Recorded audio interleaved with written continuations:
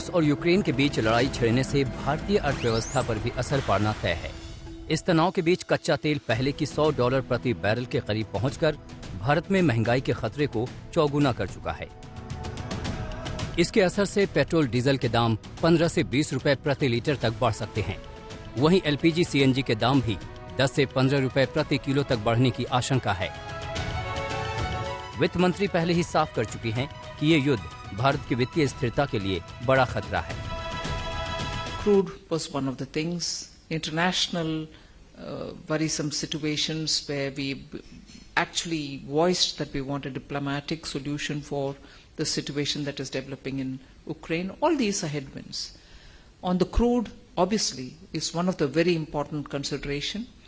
We'll have to see how it goes. Russia और Ukraine के बीच में जो तनातनी चल रही है, उसका असर सीधा आपकी जेब पर, हमारी जेब पर देखने के लिए मिलेगा।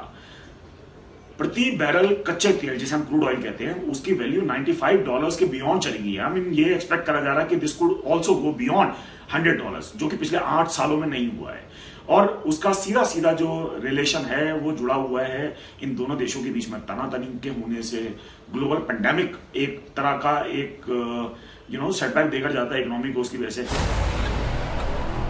इसके अलावा भी दोनों देशों का आयात निर्यात इस लड़ाई के बाद प्रभावित होना तय है। दरअसल 1% से भी कम निर्यात के मुकाबले भारत रूस से करीब 1.4% आयात करता है।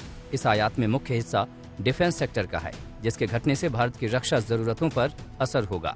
सिप्री की रिपोर्ट के मुताबिक 2016-2020 में रूस दूसरा सबसे बड़ा वैश्विक हथियार निर्यातक था। इन 4 सालों में रूस के कुल हथियार निर्यात का 23% हिस्सा भारत आया था। इसके अलावा भारत और यूक्रेन का व्यापार भी इस हमले से कम हो सकता है।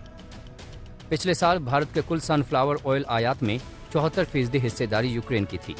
2019-20 में भारत यूक्रेन के बीच $2.52 अरब का कारोबार हुआ था, जिसमें भारत ने यूक्रेन में सबसे ज्यादा फार्मा का निर्यात किया था। इसके अलावा रूस और यूक्रेन दोनों ही कॉपर और निकेल के बड़े सप्लायर हैं और युद्ध के हालात में इनकी ग्लोबल सप्लाई पर असर पड़ेगा, जिससे मैन्युफैक्चरिंग महंगी हो जाएगी।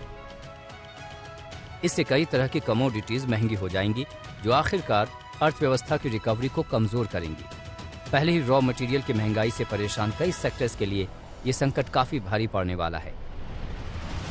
रॉ मटेरियल जो है इतने ज्यादा महंगे हो गए हैं, जिसके ऊपर किसी तरह का भी गवर्नमेंट का कोई कंट्रोल नहीं है।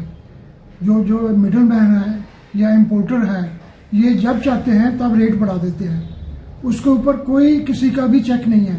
मैं ये चाहता हूँ कि कम से कम एमएसएमई के लिए गवर्नमेंट कोई ऐसी पॉलिसी बनाए कि उनको रॉ मटेरियल एक फिक्स रेट पे एटलीस्ट एक फिक्स टाइम तक मिलता रहे। साफ है कि ये युद्ध दो देशों के बीच का मसला नहीं रह गया है, बल्कि इसकी आंच दुनिया भर में आम लोगों तक पड़ना तय है।